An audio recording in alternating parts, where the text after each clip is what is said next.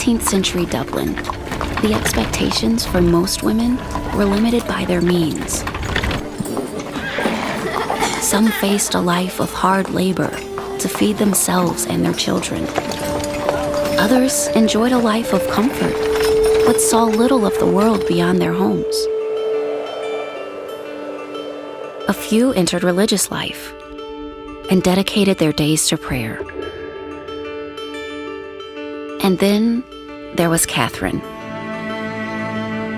Catherine MacAuley had known both privilege and need. But her deepest joy was caring for those the rest of the world ignored. For her, Jesus was more than an icon. He was the inspiration of her life.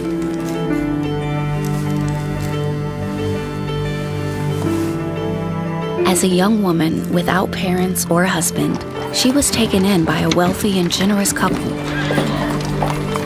who saw clearly that Catherine had a mission to feed, nurse, and educate the destitute living in the city's back alleys.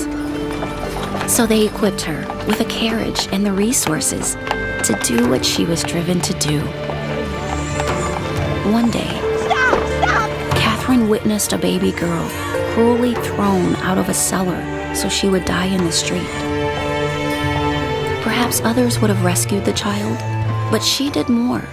She raised the baby as her own, as she would do for many other children in the years to come. Catherine's deep love for her adoptive parents was proven when she tenderly nursed Mrs. Callahan during a long and terminal illness. Years later, Mr. Callahan needed her physical and spiritual care. She gladly offered both, anxious that he would be at peace.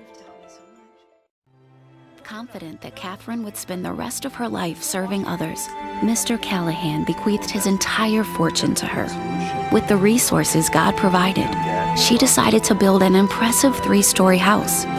It would have room to teach up to 500 children, shelter 100 homeless servant girls each night, and be a residence for single women who desired to serve there.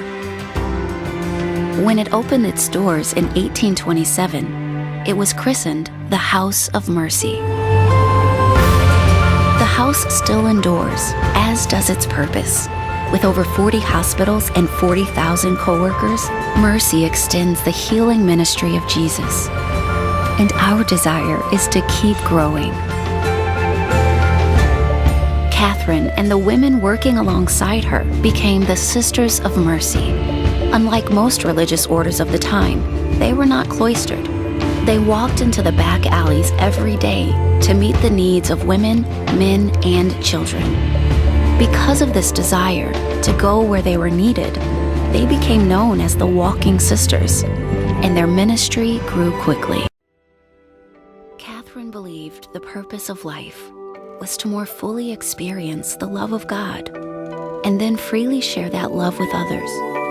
No matter what the need, care was to be offered with respect for the dignity of each individual. This kind of ministry was to reflect God's mercy and also share it. Catherine wrote that for those who serve others in His name, God's mercy would grow with our growth and strengthen with our strength. This is our same hope today, that we would faithfully live up to the standard Catherine set and the name we bear.